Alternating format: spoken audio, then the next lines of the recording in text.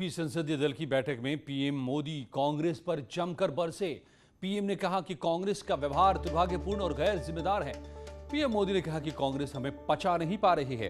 कांग्रेस जानबूझकर नकारात्मक माहौल बनाती है, जबकि सच्चाई यह है कि देश में वैक्सीन की कोई कमी नहीं है। कांग्रेस को अपने खिसकते जनाधार की चिंता नहीं। कांग्रेस सब जगह खत्म हो रही है, लेकिन उन्हें अपनी नहीं हमारी चिंता है। कांग्रेस जैसी बीमारी 100 साल बाद आई। पहले लोग बीमारी और भूखमरी से ज्यादा मरते थे। हम मानवता और कर्तव्य भावना से 80 करोड़ से ज्यादा लोगों को खाना खिला रहे हैं।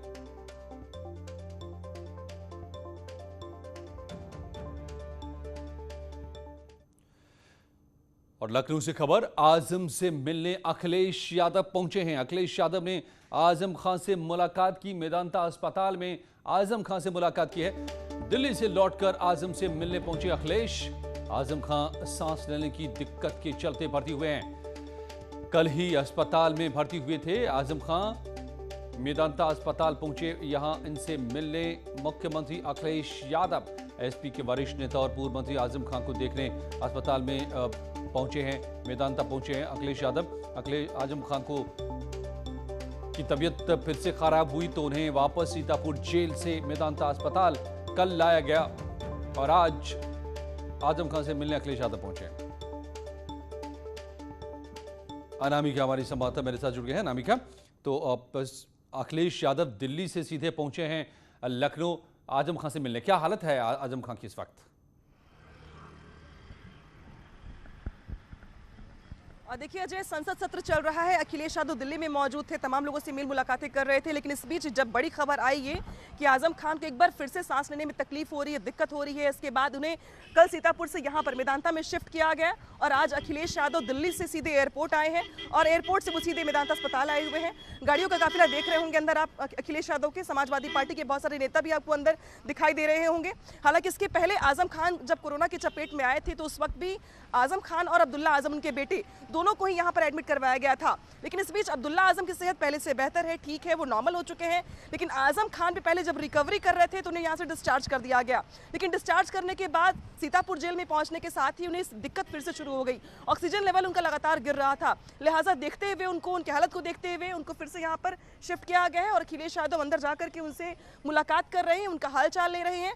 इसके बाद वो बाहर आकर के पार्टी कार्यकर्ताओं से भी मुलाकात करेंगे और बाकी नेताओं से भी बात करेंगे। लेकिन इस बीच बड़ी खबर यह है कि खास तौर पर आजम खान की सेहत का हाल जानने के लिए अखिलेश यादव दिल्ली से लखनऊ आए हैं, जहां पर सीधे एयरपोर्ट से वो मेदांता हॉस्पिटल ही आए हैं। अजय, बेशक, तो अब इस वक्त यहाँ पर जो पहुंचे वो तस्वीरें भी दिखा रही हैं अनामिका हमें। दिल्ली से संसद सत्र को छोड़ करके यहाँ पहुंचे अखिलेश यादव आजम खान से मिलने। आजम खान को फिर से एक बार तबीयत बिगड़ने के बाद जेल से वापस अस्पताल पहुंचाया गया है। इससे पहले कोरोना से ग्रस्त होने के बाद काफ़ी दिनों तक इसी मेदांता अस्पताल में रखकर सरकार ने इलाज कराया था। जब वो ठीक हुए तो वापस उन्हें जेल भेजा गया था, मगर फिर से सांस लेने में तकलीफ हुई है तो उन्हें वापस मेदांता अस्पताल लाया गया है।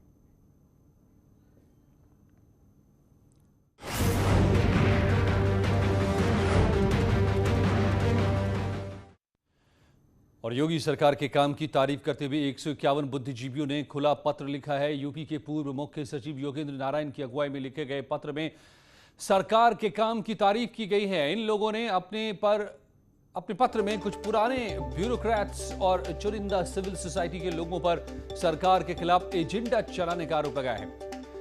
इस लेटर में पिछली समाजवादी सरकार के काम की तुलना योगी सरकार के काम से की गई है और आंकड़ों के साथ बताया गया है कि योगी सरकार पिछली सरकार से किस तरह बेहतर काम कर रही है।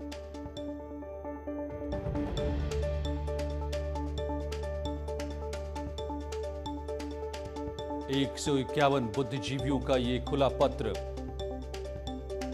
सीएम योगी के कामकाज को बेहतर बताने वाला पत्र, कुछ पूर्व ब्यूरोक्रेट्स पर आरोप, सरकार के खिलाफ एजेंडा चलाने का, आंकड़ों के साथ बताया है कि कैसे बेहतर काम कर रही है सरकार पिछली सरकार के मुकाबले।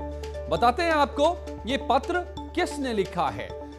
जस्टिस प्रमोद कोहली पूर्व चीफ जस्टिस हैं सिक्किम हाईकोर्ट के। जस्टिस एसएम सोनी पूर्व लोकायुक्त गुजरात। जस्टिस राकेश सक्सेना पूर्व जज MP high court. Justice SVS Rathore पूर्व जज Allahabad high court justice PN Ravindran, पूर्व जज केरल हाईकोर्ट योगेंद्र नारायण आईएएस, पूर्व chief secretary UP K Sridhar Rao IAS, पूर्व चीफ सेक्रेटरी असम के। देखिए कितनी बड़ी हस्तियों ने ये लिखा है। योगेंद्र नारायण आईएएस रहे हैं, पूर्व चीफ सेक्रेटरी रहे हैं। के श्रीधर राव आईएएस, पूर्व चीफ सेक्रेटरी असम के। लक्ष्मीपुरी आईएफएस रहे हैं, पूर्व राजदूत रहे हैं। ओपी गुप्ता आईएफएस, ये भी राजदूत रहे हैं, इंडियन फॉरेन सर्विसेज में रहे हैं। पीसी डोगरा इंडियन आईपीएस रहे हैं, पूर्व डीजीपी पंजाब के रहे हैं। आरएन सिंह आईपीएस, पूर्व डीजीपी यूपी के रहे हैं।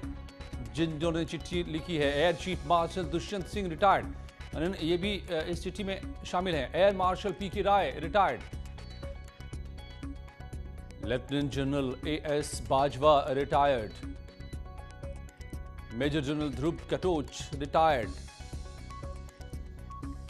मोहम्मद अब्दुल सलाम पूर्व वीसी रहे हैं कालीकट यूनिवर्सिटी के। ए.के. रविंद्रन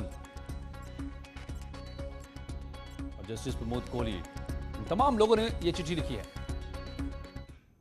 एक प्रोपोगेंडा के माध्यम से उत्तर प्रदेश के माहौल को विषाक्त करना चाहते हैं, मिथ्या आरोप लगाना चाहते हैं, जिसका जवाब आज 151 गणमान्य लोगों ने योगेंद्र नारायण जो चीफ सेक्रेटरी रहे उत्तर प्रदेश के, उनके नेतृत्व में दिया है और कहा है कि इस तरह के प्रोपोगेंडा के आधार पर किसी भी लोकप्रिय सरकार को बदनाम नहीं किया जा सकता और कोई तथाकथित बुद्धिजीवी की बात अंतिम सत्य नहीं होती है। उन्होंने आज आईना दिखाया है। इन पूर्व नौकरशाहों ने एक कुत्सित प्रयास किया है। मैं बधाई देना चाहूंगा फोरम ऑफ कंसर्न सिटीजन, जिसके 151 सदस्यों ने आदरणीय श्री योगेंद्र नारायण, पूर्व मुख्य सचिव उत्तर प्रदेश, सचिव राज्यसभा की अध्यक्षता में एक पत्र निर्गत किया है सार्वजनिक, जिसमें सत्यता के आधार के ऊपर जनता को भली भांति न केवल सूचित किया है अपितु जो तथ्य हैं उनको प्रस्तुत किया है। 4.5 साल तक भारतीय जनता पार्टी की सरकार ने उत्तर प्रदेश की जनता के लिए कोई काम नहीं किया है। अब वो प्रचार तंत्र का सहारा ले रहे हैं कि कोटेदार द्वारा जो फ्री में राशन बंटना है उसके झोले पे योगी जी और मोदी जी की फोटो होगी। लेकिन उत्तर प्रदेश की जनता भारतीय जनता पार्टी के हथकंडे और कारनामों को अच्छी तरह जान चुकी है। वो 2022 में समाजवादी के काम पे वोट करेगी और बीजेपी को आउट करेगी। जी हाँ, तो योगी के समर्थन में ये पत्र और ये खुलासा आंकड़ों के आधार पर, खास बात इस चिट्ठी की ये है, विपक्ष इसे प्रचार तंत्र बता रहा है। आपने सुना समाजवादी पार्टी के प्रवक्ता जो कह रहे थे अनुराग भदौरिया, लेकिन इसमें तथ्य दिए गए हैं कि किस तरीके से सरकार ने काम किया है, आंकड़ों के हिसाब से कैसे ये बेहतर काम कर रही है।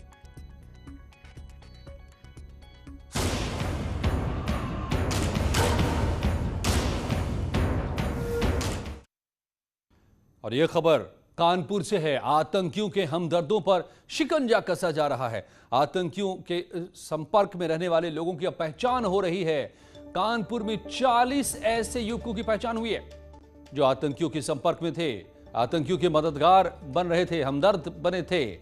ऐसे लोगों की पहचान हो रही है। अलकायदा के संपर्क में रहने का आरोप है इनके ऊपर। लखनऊ में गिरफ्तार आतंकियों से बात की थी। 27 युवकों से हो चुकी है पूछताछ। 13 संदिग्ध परिवार सहित लापता भी हैं। कितना बड़ा ताना। लखनऊ से पकड़े गए आतंकियों से एटीएस ने रिमांड के दौरान पूछताछ की। उस पूछताछ के दौरान तमाम ऐसे राज खुले हैं, जिसमें सबसे बड़ा जो हथियार था वो था मोबाइल। उस मोबाइल से 5 आतंकियों के कॉल डिटेल निकालने के बाद एटीएस को पता चला कि कानपुर का भी सीधा कनेक्शन है। कानपुर के 40 लोगों से उनकी लगातार बात हुई, जिसमें 23 लोगों से पहले पूछताछ हुई, फिर 4 लोगों से, यानी पहले 27 लोगों से पूछताछ करके एटीएस ने उसकी पुष्टि की कानपुर में। अब 13 लोगों की एटीएस को तलाश है। इस वक्त मैं कानपुर के जिस जगह खड़ा हूँ, आप देख सकते हैं इन्हीं इलाकों में एटीएस छापेमारी कर रही है। अगर सूत्रों की माने तो कानपुर के 6 से ज़्यादा ठिकानों पर यहाँ छापेमारी चल रही है, जिसमें उन 13 लोगों की अब तलाश है, क्योंकि वो 13 लोग यहाँ से लापता है। ना वो ना उनके परिवार का कोई भी सदस्य यहाँ मौजूद है। यानी एटीएस के लिए अब सबसे बड़ा चैलेंज ये होगा कि उन 13 लोगों का भी पता लगाए। उनको पता लगाने के बाद ये पता लगेगा कि आतंकियों के असल बात मंसूबे क्या थे, उनका मकसद क्या था। आशीष पांडे के साथ अमित गंजू, न्यूज़ 18 कानपुर।